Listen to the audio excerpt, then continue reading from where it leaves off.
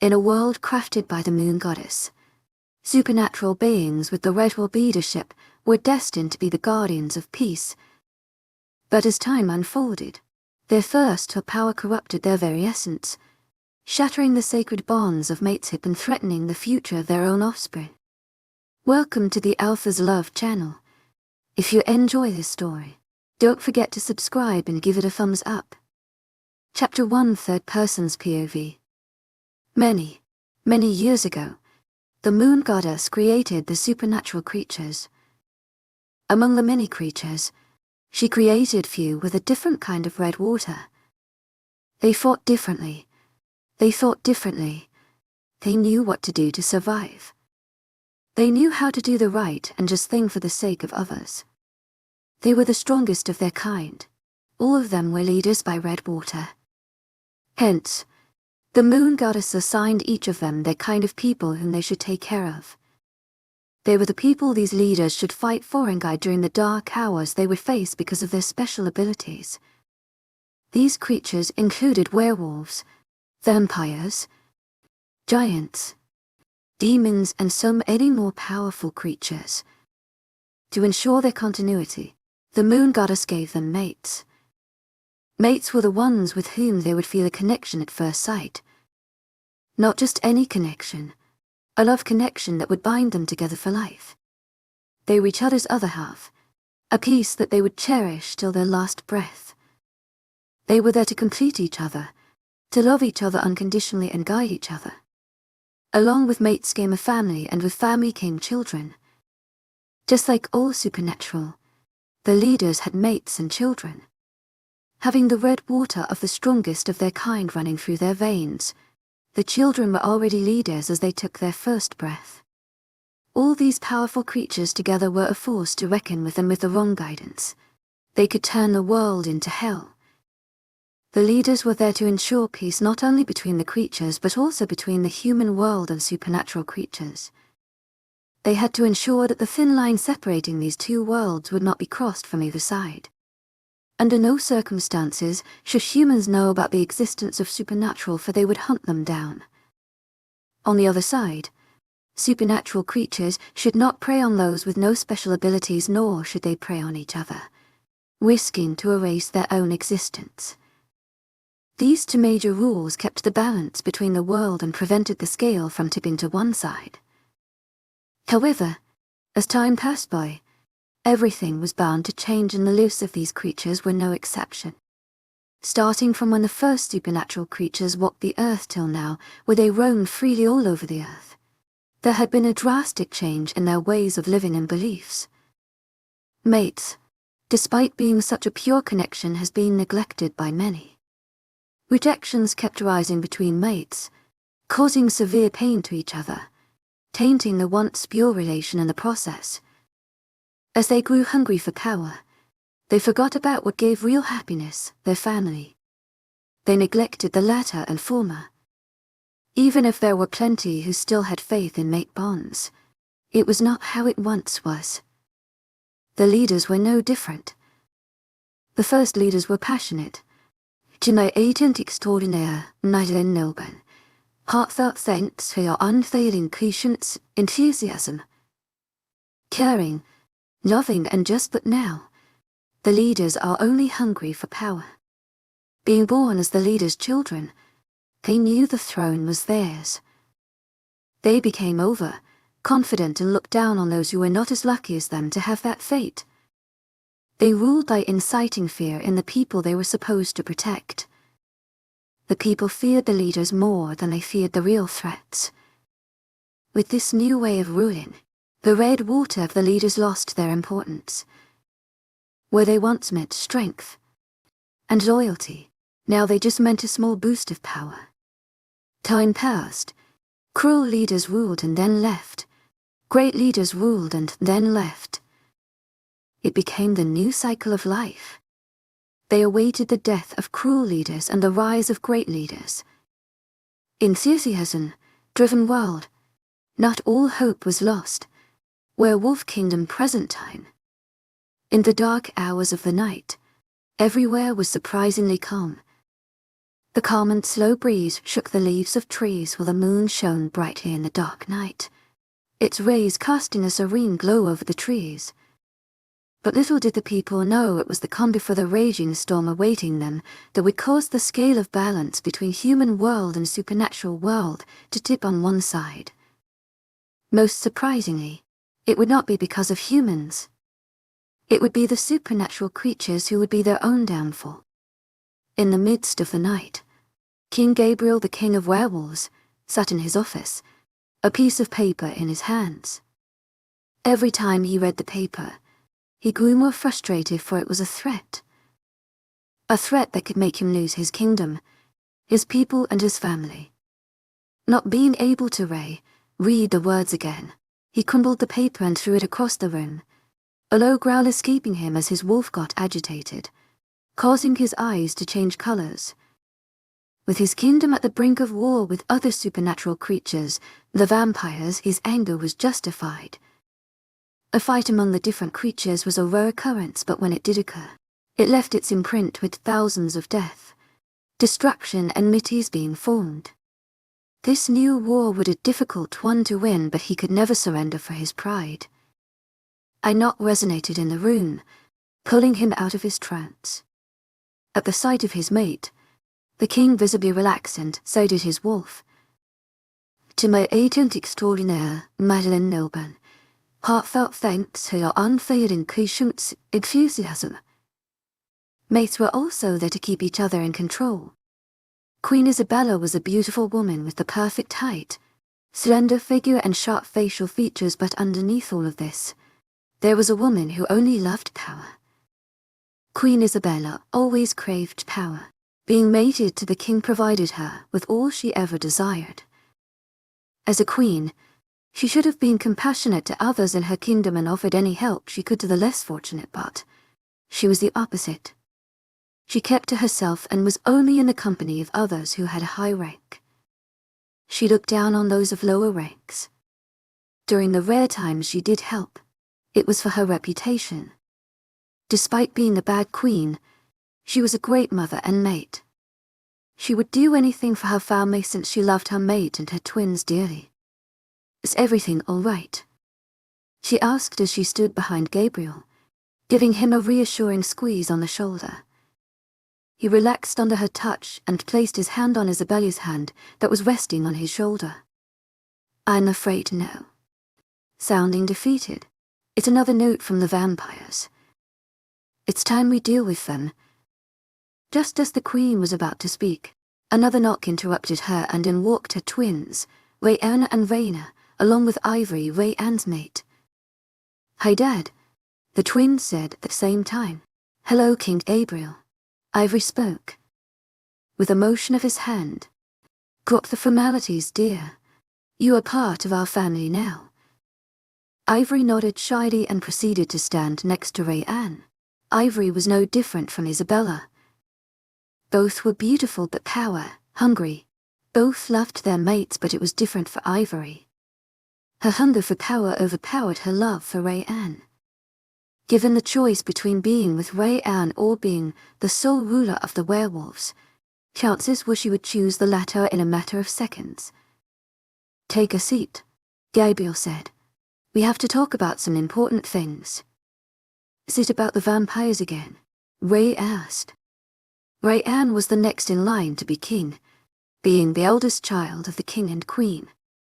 Just like many others, he thought having a royal red water made him fit for being king, but in this new world, it only meant a small boost of power. He may be good at fighting and planning strategies, but there were others who could easily defeat him simply because of his overconfidence. King Gabriel nodded and Rayanne spoke up again. But going into that war would be like suicide. We would either lose or lose to many people. Winning would not matter if we had no one left to rule over. I see only one person who could help us. Isabella spoke up. Your mother had been part of such a war long ago and we won it. Maybe she could guide us. She addressed the king. Yes, but it was against the demons. Not the vampires, he replied and began contemplating the idea. But maybe you are right. Are we going to go see her, or? Raina asked, impatiently. She was always one for adventure, but she always created troubles, grave ones, but was never held responsible, for she was the princess. Despite her sweet, innocent and caring exterior, she was nowhere close. That's our only option, King Gabriel said before getting up and heading to their indoor garden, accessible only to members of the royal family, with the other behind him.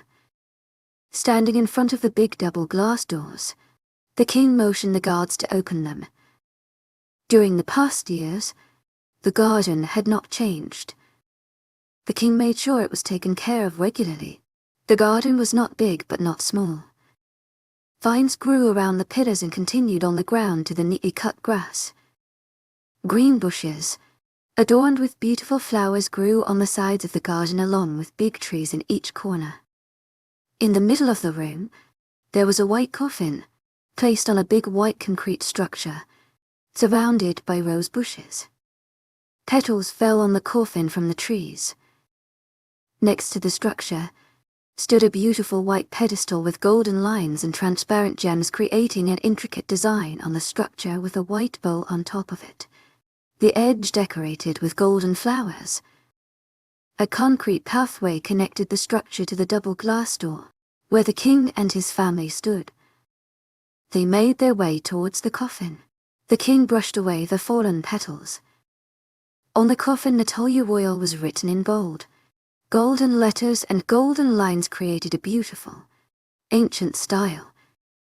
"Are you sure about this?" Ray Ann voiced out. There was a reason why put herself under that spell. "He's right." Rhaenys supported her brother. "We did promise to not wake her up so soon. If we win the war, it will be worth it," Gabriel said before taking the pocket knife he brought with him. Since the spell could only be broken with a royal's red water, he slit his palm, letting a few drops of red water fall in the white bowl.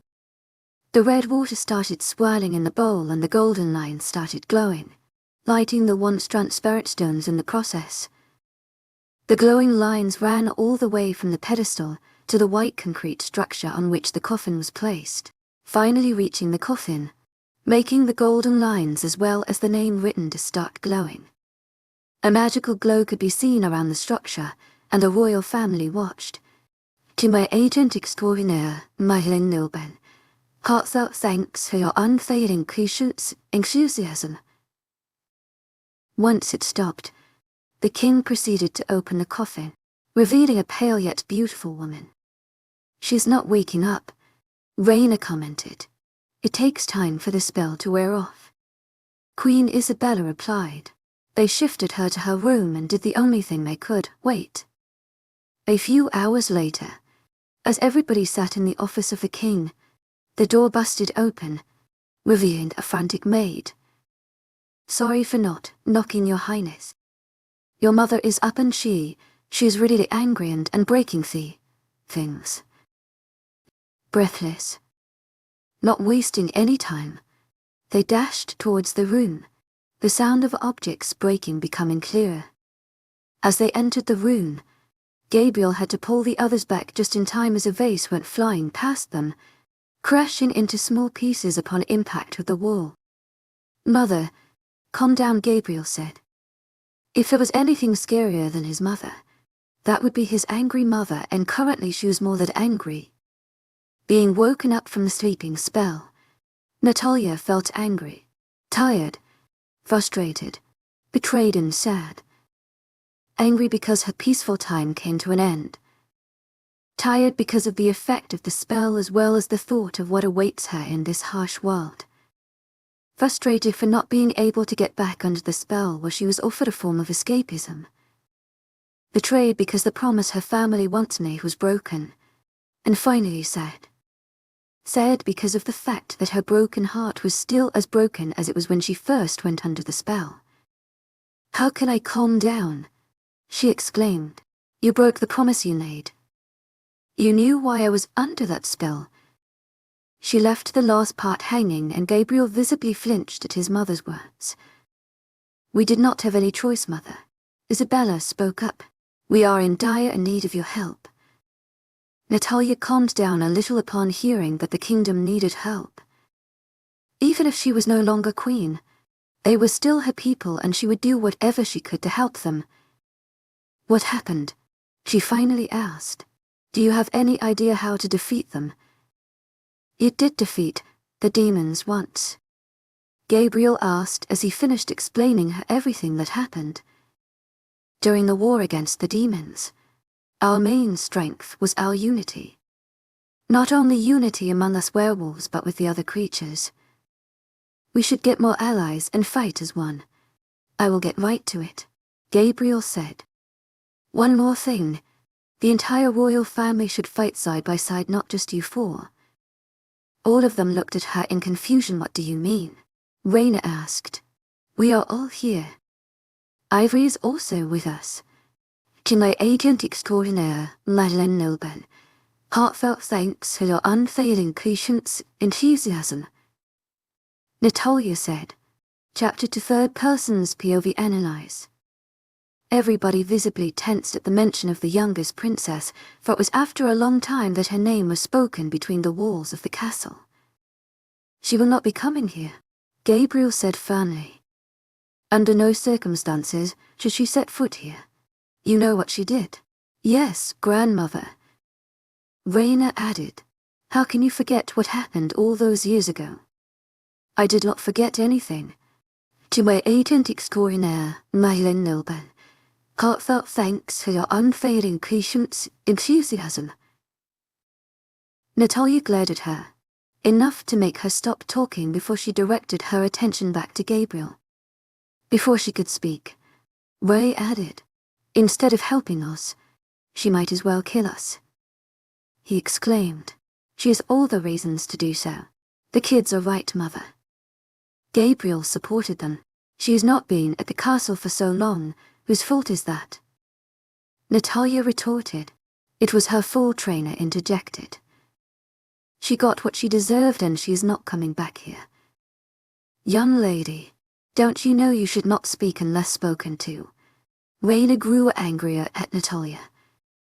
It was only minutes since Natalia was back and Raina already disliked her. It was very rare that people spoke back to her and she despised when that happened. She won't be of any help. Rayan spoke. She was not here. She did not train. She does not know anything about our ways. She doesn't know our people. Hell, she does not even know us properly. You and your sister both should retake some basic etiquette classes. Natalia said, but unlike Raina, Rayan did not stop talking. I am the future king. I have all the right to voice out my opinion when it concerns the future of my kingdom, he said rudely.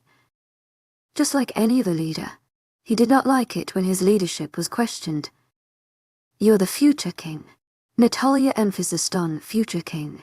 You are not yet. You are still a prince. You are not queen either then. Ivory stepped up beside Rayan. Confusion crossed Natalia's face as she looked at the girl. Who are you again, dear? Ivory felt insulted at her words but nonetheless maintained a polite smile as she introduced herself. I am Ivory, Rayan's mate. Ivory, dear, I have already been the queen unlike Ray and you who have yet to even sit on the throne.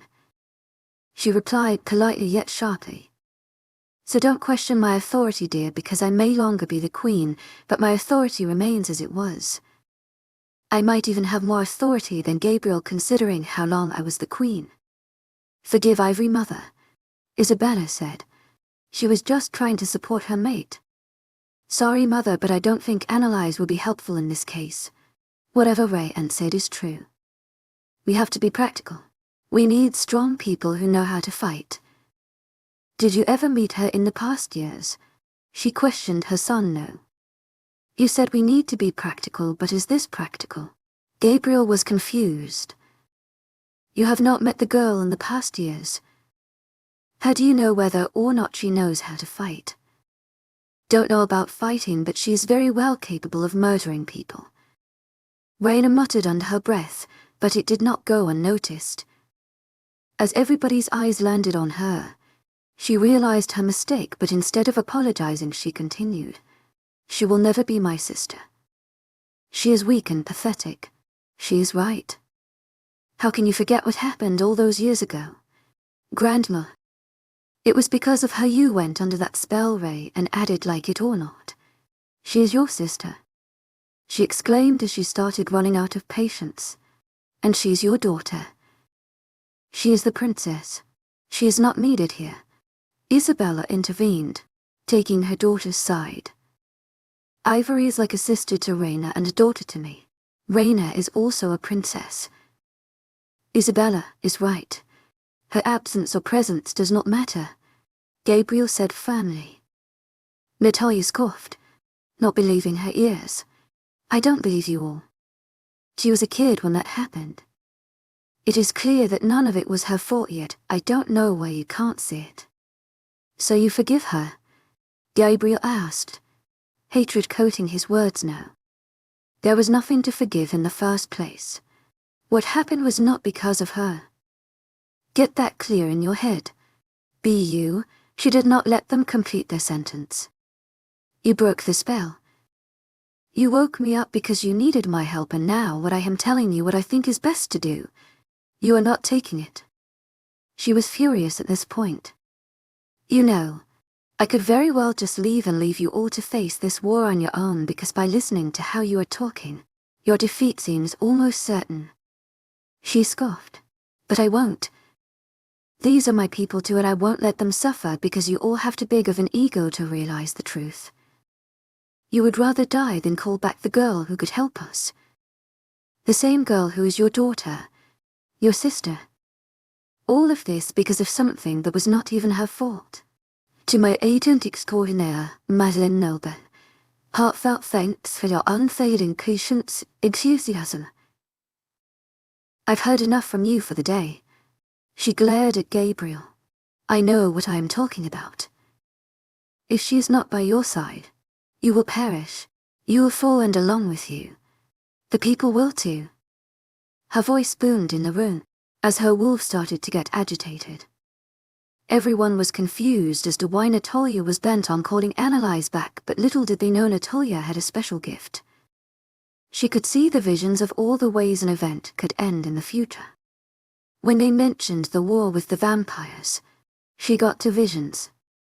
In one of them, the whole royal family was fighting side by side, including Annalise, and they came out victorious. In the other one, Annalise was not in the picture, and they welcomed their due. Though the visions were not always entirely true. Given the slightest change of event, the outcome could be completely different. Calling Annalise could make them win the war only if everything went as it was supposed to, with no interference.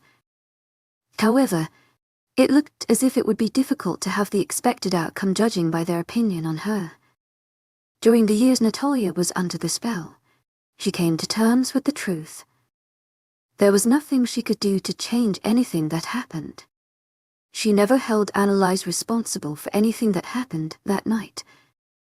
If only her family could open their eyes and see it too. Being born 2 years after the twins, Annalise was always treated differently. She lived in the shadows of her older siblings. Despite being born into the same family, it was as if Annalise had different parents than Ray and Raina. Her own father regarded her as nothing but a burden. Her mother was no different. Isabella did not care for her as she did for Ray and Raina. Despite her loving, motherly instincts, she could not bring herself to love Annalise. On one side, Ray and Raina were spoiled, pampered and given everything on a platter, but on the other side Annalise did not have it easy. Most of the time she would be ignored or even get talked out of it. On the rare times she did get something, it was already used by her siblings first. Be it dresses, toys, books or training, she never got anything she wanted. Despite her unfair treatment, she never said anything, hoping that one day everything would change and she would get a happy, loving family like in the fairy tales. Ray-Ann and Raina were her siblings. As a brother, Ray-Ann should have cared for her, protected her, fought for her, played with her and guided her. As a sister, Raina should have supported her, helped her in her time of difficulties, played with her, taught her new things and experienced so many things together as sisters. None of it happened. They turned their backs on her. They rarely talked to her, and when they did, it was never kind words. They followed in the footsteps of their parents, bullying her and accusing her of things she never did for the sake of their fun. All of these just because of one simple prophecy, the words of a seer when she turned 1, she will be responsible for the doom and the rise. She will bring death but also a new life. With her dark, black shadow inside her and the evil next to her, she shall bring chaos along with peace. She will be the light guiding some but also the dark for some, bringing their doom. Those few sentences were enough to make her family wary of her and her powers. Being her father but also the king, Gabriel was worried that the doom she would be responsible for would be that of his own kingdom. Would she bring death to their door or life? Would she be their light or their darkness? Not diving any deeper into the prophecy, they assumed the worst. They did not bother finding out about her powers. They simply cast her aside. As the future king, Rayan felt that Annalise was a threat to his position. Raina was afraid that her parents would give her little sister more attention than her. After what happened that night, their wariness turned into hatred for her. They thought they had figured out the prophecy. Keeping her at the palace any longer would be their own downfall. So, they decided to send her away, and they felt no remorse while doing so. They had long waited to get rid of her, ever since hearing about the prophecy, but that night, they found a valid reason. Once sent away, they never bothered to know about her. Was she alive? Was she dead? They did not bother at all. All these years later, Natalia had only one regret. She regretted not being able to stop her family from doing their foolish things. She could not help that little girl, but now, she was willing to do anything to give her the life she deserved since the day she was born. "You will do as I say," Natalia said firmly, her voice firm and demanding obedience. "You call Annalise back and prepare to have that meeting." Not being able to refuse his mother, the king answered, "Yes, mother, but the only reason she will be here is because we trust you. Nothing else. Her presence will change nothing. She will never be my daughter again." With that, he turned and left the room, and the others followed, leaving Natalia to rest in her room. "I can't believe this. She is supposed to help us win this war," Gabriel exclaimed as he threw the doors to his office open. "Neither of us is pleased with this decision," Isabella said, "but we have to do it. Your mother must have her reasons if she is asking us to do this. We need to do everything we can to win this war. What if she will be our downfall?" "Remember the prophecy," Raina reminded them. "With all of us together as one, she will not be able to do anything," Ray answered. "I wonder if she even knows how to use her abilities or not. Imagine the person that supposedly will help us win this war cowering with fear," Raynal asked. "Who is she actually?" "Your little sister," Ivory questioned. "Unfortunately," Raina informed her, "she is 2 years younger than us." Ivory had yet to meet Annalise. Today was the first time heard about her since all traces of Annalise were long gone from the castle. "Why does she not stay here?" "You don't have to worry about that," Rayan reassured her. "Just know that she deserved everything she got." "What if Mother is acting like this because of the spell?" Gabriel voiced out. "What if she does not mean it?" Isabella sighed. "The spell's effect has long worn out, Gabriel. As much as we hate this, we have to do it," he said, and began writing the letter to call her back. While they were all considering her weak, little did they know who she was meant to be since she took her first breath. Underestimating her would be their biggest mistake. Chapter 3 analyzes POV a few days. "Just 5 days. Then I can finally leave this place behind me." Eveline, my best friend, grumbled as she sat across me at the table. She frowned as she went through the last assignment of our school year. You have been repeating the same thing for the past hour, Evie. I think I got it.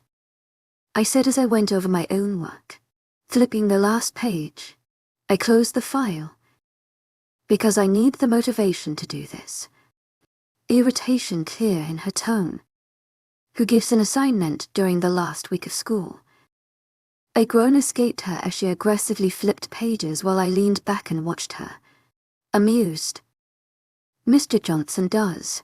She sent me a glare. I just rolled my eyes at her. Done. She exclaimed, slamming her file shut and beaming at me, pride gleaming in her eyes.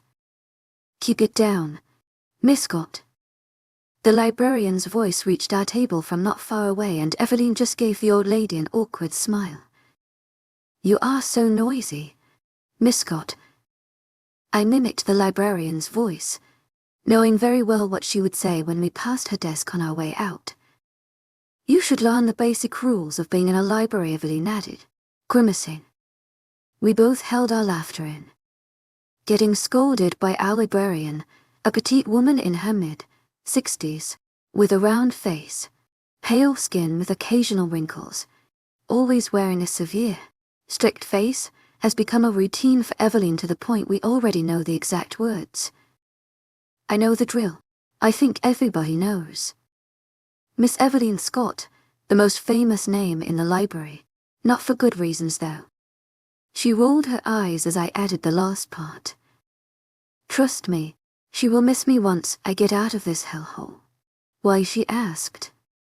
Because she will not have anyone to scold anymore and her job will be boring. She answered her own question, glancing at the librarian. I highly doubt that. Speaking about leaving, what are you going to do?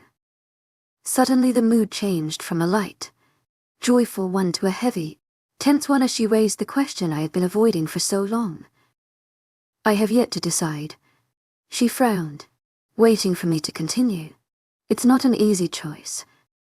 You are not considering going back there, are you? I stayed quiet, knowing very well what there meant to my family honor. Eveline and I have been best friends for years now. When I first came to the school, she was not yet enrolled. The first day she came, I caught her crying alone. Her parents were gazer in her pack. Hence, many people looked down on her and her family. She was bullied by fellow members of her pack. That day was our first conversation. Then with every passing day, we confided in each other, and now we were best friends. Over the years, Evelyn has changed a lot, and I could not wait for her to go back to her pack and show the people there what she's made up of. It's not an easy choice, Eddie, I sighed, fumbling with the pen in my hands. You know how difficult it is for me to decide. She placed her hands on mine, clasping them together, and looked me in the eyes. A warm feeling enveloping both of us. I know, I can't choose for you. However, if you need somewhere to go, you can come to my pack. My parents are gazer. Nobody cares about what we do. You could stay with us. I am sure they would be more than happy to have you at our house. She gave me a small smile. You are not alone, Anna. I will always be with you. Don't let their words affect you anymore. This is your life. Their opinions don't matter, not after what they put you through. I may not have the best family, but I do have the best friend. I smiled at her. Thanks a lot, Evie, but I come to your pack. If your pack recognizes me as the werewolf princess, and word gets to my parents or even my siblings, things could get ugly. So you neither want to go to my pack nor back to your family, right? She questioned. I don't know. Maybe they changed. She gave me an incredulous look. It's been a long time since everything went down. My brother even got a mate, and my sister has also changed a lot. So maybe, you know. I left the last part hanging. It's good to have hope, Honor, but I really care for you, and right now, things are unlikely to turn out the way you are imagining. I let her words sink in. I don't think the people who treated you the way they did at the mere age of 7 would change. If they did, It would most probably be for the worst. My other option was settling in the city. Try to blend in with the humans and live a normal life. I could get a job and pursue some higher studies on the long run. You are a werewolf, Anna. The princess, she exclaimed, earning another retort from the librarian. You can't just completely let go of your origin and just live as a human. As time goes by, it will get harder. You will have to connect with your wolf, go for runs, and in your case, you even have to control your mysterious powers. What if people find out who you are? Most importantly, what about your mate? I groaned. I feel is going to explode. She sighed before speaking again. Look, Analyze. I don't want to impose anything on you. As I said earlier, it's your life, your choice. But we both know you need to make up your mind by the end of this week. Thank you. To my agent extraordinaire, Noble. Heartfelt thanks for your unfailing patience, enthusiasm. My voice came out as a whisper due to the lump being formed in my throat. I will make up my mind soon. I can feel it. Choose what's best for you. Don't let anyone influence your decision. Not even me. Don't let them hurt you again. Her eyes turned glossy and I felt bad for ruining her mood with this discussion. I love you. I love you too. I forced a small laugh, blinking the tears away. Enough of this talk now. Why don't you go first? I have to return some of the books I took last time. She replied after a few seconds. I need to get back to my speech for graduation too. I have not even started yet.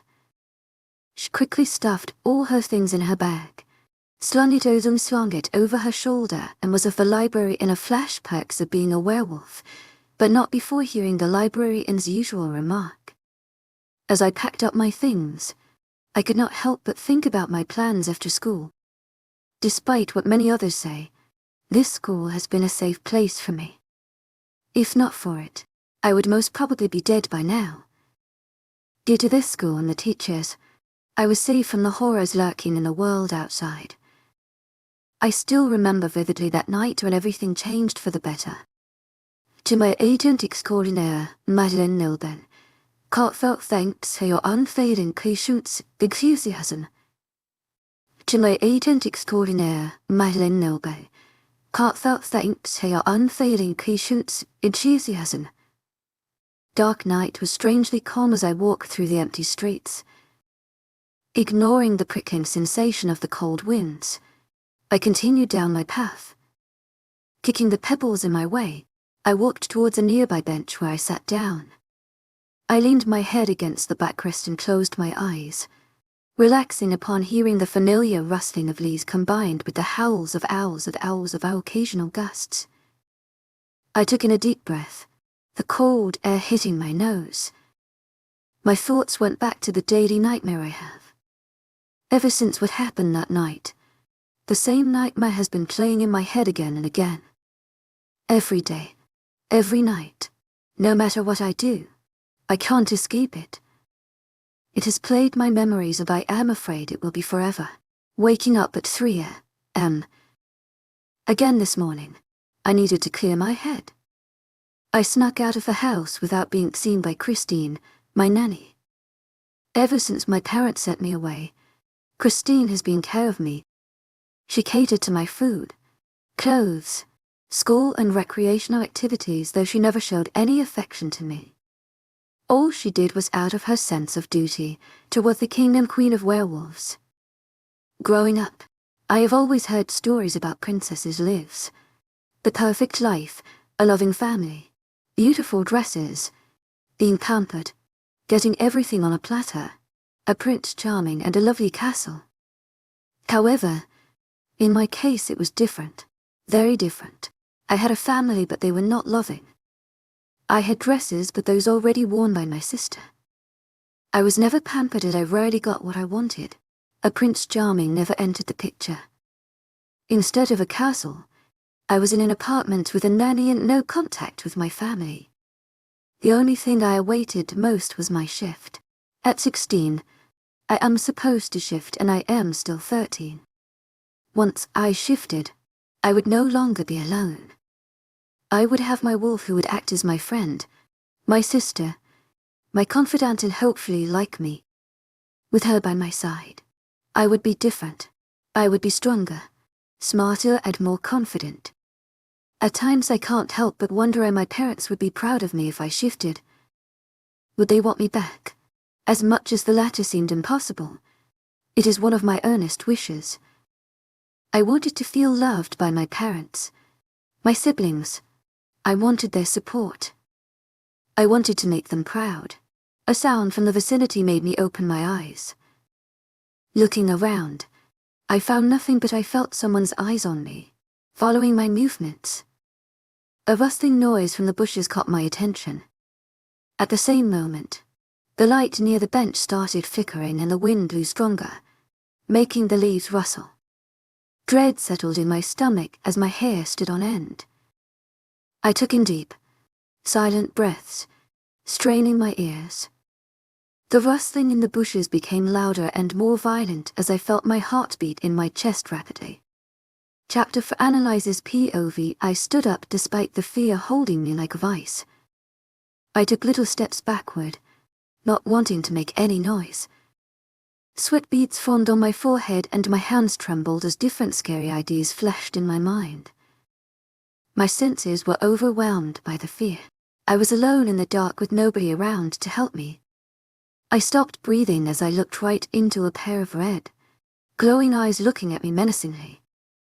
My steps faltered as the latter came out from the bushes. His skin was pale with prominent veins under his eyes and red water dripped from the corner of his mouth, extended fangs, a vampire. He took slow, teasing steps towards me, playing with me like a predator did to its prey. With each of his steps forward, I took one backward. Suddenly he lunged at me. Letting out a scream, I shielded myself from him with my hands, waiting for the impact of our bodies colliding and his fangs buried in my neck. It never came when moving my hands. I saw the vampire on the ground, burnt marks on his body. Before I could be relieved, he started moving, groaning. Not thinking, I spun around and bolted in the opposite direction, towards my apartment. Looking back, I saw him getting to his feet before his eyes met mine, a wicked grin on his face. There was no way I could outrun him with his special abilities. I did not reach far before I saw a blur heading in my direction. I screamed as he collided with me in a matter of seconds, sending me flying against a nearby wall. I wheezed as I fell to the ground, on my knees. Placing my hands on the ground for support, I looked up at him. I felt red water dripping from my forehead. "You are not human, are you?" Malice was clear in his voice. He lifted me by the collar and slammed my body into the wall. I tried prying myself out of his hold, but it was impossible. I felt my air supply being cut off from the impact and my eyes watered. As my hands fell to my side, I sensed something next to me, a rod. Immediately, I took the rod and slung it at him with full force. It was not enough to hurt him, but he let go of me. I fell to the ground. I scrambled backward as he reached for me. Snatching the rod from my hand, he threw it to the side, earning a whimper from me. Tears pricked my eyes as I frantically looked around for another weapon. He tried grabbing me again, but I was quicker and rolled to the side. The rod was out of reach, but from the corner of my eyes, I saw a wooden stick and I got a little hope again. Before I could act, he was in front of me, hitting me in the face, and I stumbled backward. My vision blurred, my head spun as I wiped the red water from my lips. I felt him grab my hand and I yelped as he pulled me towards him. I felt a rush of adrenaline in my body and I resisted his hold, failing miserably. Swinging my hand, I managed to hit him in the face and his hold loosened. On instinct, I pulled away and fraction of the stick. Taking it in my hand, I swung it at a nearby wall with all my force, breaking it into two. I turned around just in time as the vampire approached me and buried the pointy end of the stick right in his heart. His body went limp and fell on me as his already pale skin got paler and his veins turned black. I released a breath as realization set in. I killed a vampire. Afraid there might be others lurking in the corner, I tried pushing him off me, but he was heavy and I was worn out from all the fighting. The adrenaline long gone. I grunted, not being able to move him, but then someone lifted him from me. Fearing it was another vampire, I held the other piece of stick in my hand, ready to defend myself as the body got lifted. "Well, calm down there. We are not going to hurt you," a voice said. His face came into view. Unlike the vampire, he looked normal, though I did not let my guard down. Scrambling to my feet, I moved away from him, the stick held firmly in my hands. He raised his hands, surrendering. "I am Malcolm. We are police officers who hunt bad guys like him." "He is." He struggled to find the words. "Signed," I said. "I know he is a vampire. Who are you?" He looked taken aback but composed himself quickly. "We are hunters." He motioned to his two other friends taking care of the body. "We hunt any supernatural creature who poses a threat to humans. Don't worry, you are safe now." He crouched down to my height and smiled lightly at me. His smile was comforting along with his eyes, which had a warm feeling to them, and I found it in myself to trust him. He extended his hand toward me. Reluctantly, I placed my free hand in his and he stood up to his full height. "You can let go of the stick now." I shook my head and he let out a small chuckle. "To my agent extraordinaire, Madeleine Nobel, heartfelt thanks for your unfailing patience, enthusiasm." "So what's your name?" He led me away from the scene towards a bench nearby. Once seated, I answered his question. "To my agent extraordinaire, Madeleine Nobel, heartfelt thanks for your unfailing patience, enthusiasm." I hesitated from giving any more information. He opened a water bottle and gave it to me. I eyed it suspiciously. Being nearly killed by a vampire has made me paranoid. "Drink it. You look worn out." Giving in, I took a sip before chugging down the whole bottle. "To my agent extraordinaire, Madeleine Nobel, heartfelt thanks for your unfailing patience, enthusiasm." "How do you know about vampires?" he questioned as I gave him back the bottle. "I am a werewolf," I admitted. "Then why are you not in your pack? And where are your parents?" I stayed quiet, not knowing what to answer. "You don't have to hide anything. I swear I won't hurt you. You can't trust me." He extended his pinky finger towards me with a sheepish smile on his face, completely contrasting his rough exterior. I found myself smiling as I interlocked our fingers together. "Promise. To my agent extraordinaire, Madeleine Nobel, heartfelt thanks for your unfailing patience, enthusiasm." "Well, I am Annalise Royal." He stayed silent, waiting for me to continue. "I am currently staying in an apartment a few blocks down from here with a nanny. That's it." "So you are the werewolf princess then?" His voice was calm. I nodded. "Well, I have a proposal for you. The organization I work for has a school for the supernatural like you. There you will not only learn more about your powers, but you will also get to know other people just like you. If you say yes, I will take care of everything for you." "Why?" I found myself asking. "Because you are a fighter. You killed a vampire without using your powers. Imagine the great things you can do when you learn about them." He said, and for once I felt proud of myself. "You are a fighter. If I could help you reach your potential, I would be most honored. What if my parents refuse?" "I will take care of them," he reassured me. "So is it a yes?" He acted as a show host, holding an invisible mic in front of me, earning a laugh from me. I nodded. He smiled at me and pulled me in a hug. Something about him just made me feel comfortable and protected. Ever since, this school had become my home. The other students have become my friends. Eveline is like a sister to me. The teachers have become a parent figure in my life, especially Malcolm. If it was not for him, I would most likely be dead or hiding somewhere because I could not control my power. Then, I also met my wolf. I shifted at the mere age of 14, a year after getting to the school. It was an unexpected and painful event. What made it worse was that I was alone in the forest, with no one to guide or support me. In the end, it was all worth it when I met my wolf Crescent, a black wolf with pure black, silky fur and silver eyes. Black wolves are rare among female wolves but a common occurrence for alphas and kings like my father. Furthermore, I possess mysterious powers which I have yet to know the root of, and even if I was a werewolf, I was not affected by silver. I had the same powers as other werewolves, but somehow they were heightened. I could move faster and hear better than others, even alphas. The teachers have tried their best in finding a possible reason, but in vain.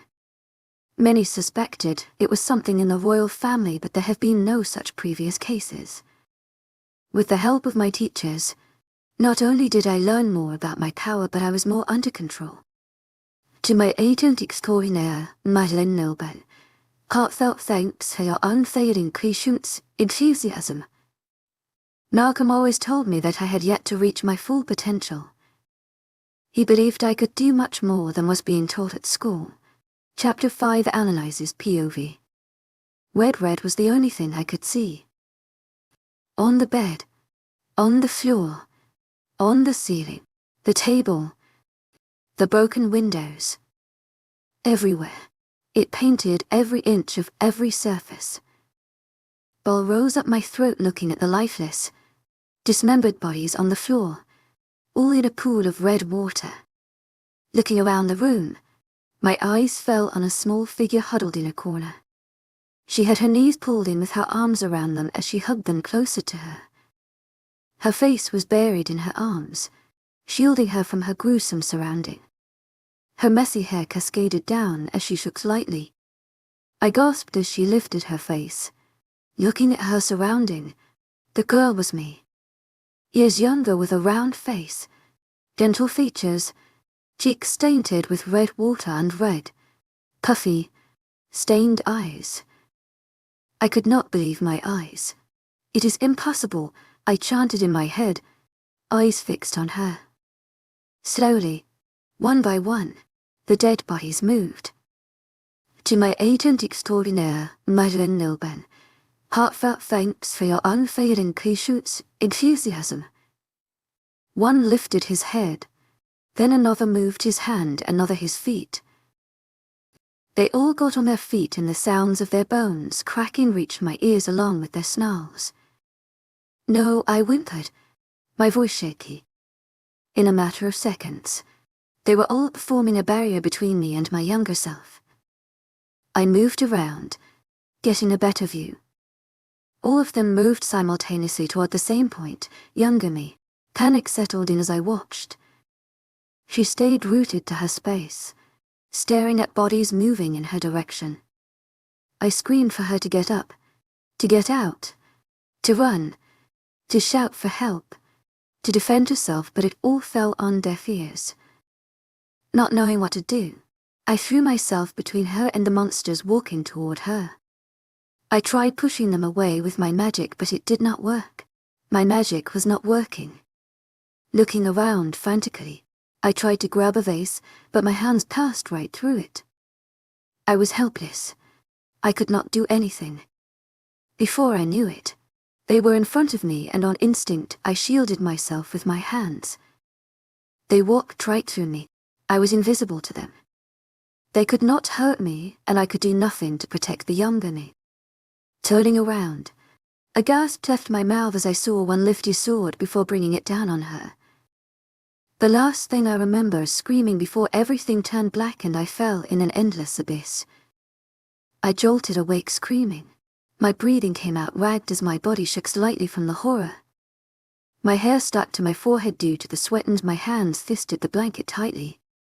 Scrambling on the bed, I turned on the table lamp. Looking at the clock, it was still 5 a.m. A sob escaped my mouth as I hugged my niece close to me. It was just a nightmare, I reassured myself. My heart still pounded in my chest as I got my breathing back to normal, though the tears kept falling. At times like this, I am thankful for not having a roommate. I stayed in the same position for the next few minutes before my breathing was stable again. Not later. It was time to get ready for school. Throwing the covers off me, I got out of bed and got ready for yet another day at school. Once ready, I grabbed my phone, not bothering to take my bag since we were free this week, and went to meet up with Evelyn at the school cafeteria for breakfast. "So, did you decide yet?" Evelyn asked as I took a bite of my food. I just shook my head, not having the strength to talk. She sighed but did not push me any further. The rest of breakfast went by quickly as we engaged in small, light talks, ignoring the elephant in the room. "You want to accompany me to the mall to search for a dress?" Evelyn suggested as we exited the cafeteria. My sentence was cut off by the headmaster's voice resonating in the entire school. "Annalise Royal is needed at the office, please." I felt several pairs of eyes settle on me while I just frowned in confusion. "Did you get into trouble without me?" Evelyn asked. "I guess we will find out soon." "Go ahead. I will meet you in your room in a while," Evelyn said and shook me forward. "What about the mall? You are more important than a dress on her." She rolled her eyes. I laughed and made my way toward the headmaster's office, feeling nervous as the other students' gazes were fixed on me in the hallways. As I approached the office, I saw Miss Jennifer, the receptionist, looking stressed as always and typing furiously on the computer. Miss Jennifer was a beautiful woman in her early 40s with black hair, hazel eyes, round face, button nose and full lips. "Good morning, Miss Jennifer." I greeted her with a smile. She lifted her head and returned the smile. "Morning to you, Annalise. The headmaster is waiting for you. You can go in." "Thank you." I walked towards the office door. Knocking twice, I twisted the handle and entered the room. As always, the headmaster was sitting behind his big mahogany chair, several files displayed on the table as his glasses rested on the bridge of his nose. "Good morning, sir.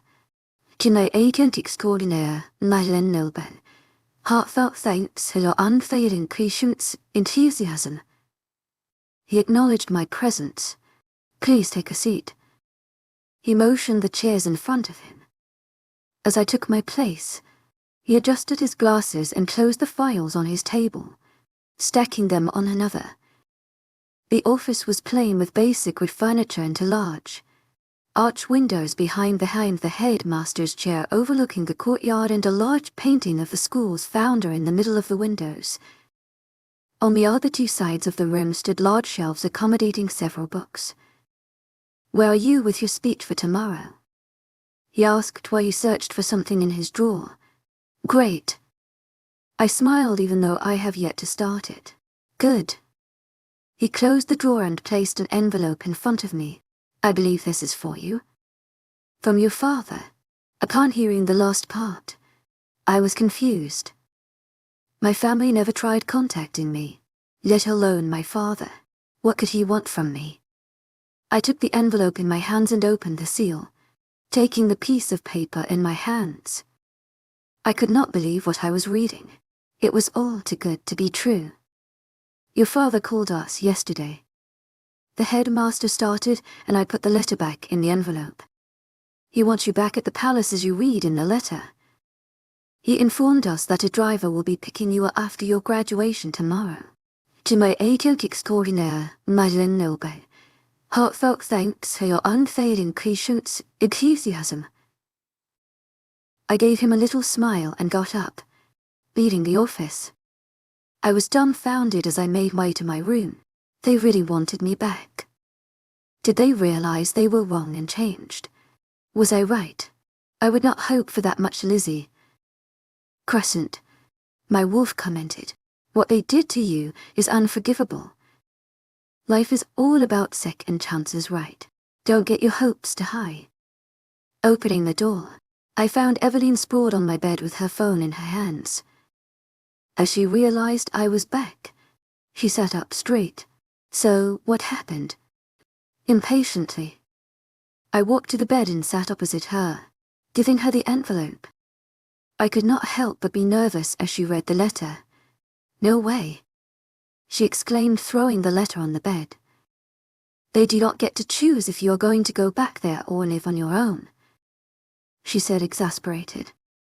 "Who do they think they are to just send you away when they want and then call you back when they want? Do they take you for an object? To my agent extraordinaire, Nocturnal, heartfelt thanks for your unfailing patience, enthusiasm." I tried to calm her down. "I am going back. I have decided," I said firmly. And as he sighed, "Are you sure about this?" "The option of going to my pack is still up. I have made my choice. I will go back. Hopefully, they changed." I fumbled with my fingers. "But if they have not, then I will leave again. I will start a life in the human world. That's my decision. But if they ever do anything to hurt you in the slightest way, you better get out of there. No more chances for those idiots. We'll see," I said vaguely. She pulled me into a hug. "Well, I guess that this is our last day together since you are not coming to my pack." I hugged her back. "Let's make the best out of this day. But first go get that dress of yours. You need to look your best tomorrow," I said as I pulled away. "Then we can have a girls' night tonight. Accompany me to the mall." "I have to meet up with someone. We'll have our girls' night for sure," I reassured her. "Fine then. See you in a while." She hugged me one last time before getting up and leaving the room. "What are we doing then?" Crescent asked as I got up from the bed. "Meet up with someone like I said." I shoved the letter in my bag and zipped it up. With my phone in hand, I made my way to the training hall.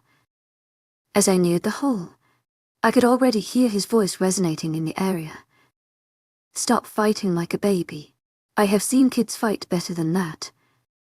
He shouted at whoever was training. "Stop giving them a hard time.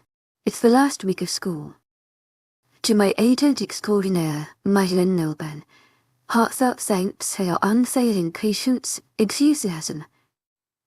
Malcolm turned around. Even in his late 30s, he still looks like that night, if not better, with his 6'' muscular body, square shoulders, firm jawline with a 5 o'clock shadow. "Training is over," he shouted, and the worn-out students quickly scrambled away, taking all their belongings with them, while Malcolm laughed. "What are you doing here at this time, little fighter? Shouldn't you be with your friends spending your last day together?" "Yeah, but I needed to tell you something first." I followed him as he went towards a nearby bench and got this bottle of water. "My parents called me back, so are you going back?" Displeasure clearly written over his features. "Along with Evelyn, he is the only person to know about what happened to my family," I said quietly. "But if they did not change, I will return back," I added. "You made your choice," he finally said after a moment of silence. He kept his bottle back on the bench. "I really hope things go as you want and that they changed. But if you ever need anything, and I am serious right now, no matter how big or how small your problem is, if you need help, I will always be there to help you." "Understood. I know." I nodded. I had something else to say too. "Go ahead." I cleared my throat. "I have never properly thanked you for everything you did for me." "Honor," I did not let him complete his sentence and continued. "If it was not for you that night, I would most probably be dead by now. Without your help all these years, I would not have control over my powers. I would not have met such wonderful people in my life." Tears welled up in my eyes. "Whether you accept it or not, you have been a father figure in my life and you will always have a special place in my heart. Even if I am leaving tomorrow, I won't ever forget you or what you have done. With a small smile, I extended my pinky towards him. He let out a chuckle as he interlocked his finger with mine. "Promise," I added, my voice cracking at the end. He pulled me in a hug. "Even without me, you would have made it this far. You are the daughter I wish I had, and I will not forget you either." Before I started crying, to my agent extraordinaire, Madeline Nilben, heartfelt thanks for your unfailing patience, enthusiasm. Okay, enough now. You are so sweaty. He rolled his eyes as we pulled away and ruffled my hair. "Will you be here tomorrow?" "I have other work. I won't be here," he replied. Disappointed, I guess this is good by then. I sniffled. He just nodded in return. Sighing, I turned around to leave. Only a few steps away, he said, "Don't forget that you are a fighter analyze and you can do so much more than you know." And this is not goodbye. I smiled at him, and if I was not wrong, his eyes were glassy. Before I could confirm anything, he took his things and left the room through the other door. "Let's hope for the best now," Crescent said as I made my way to prepare for our girls' night. Thank you for tuning in. If you enjoyed this episode of the story, please give it a like, and don't forget to subscribe to get notifications for updates.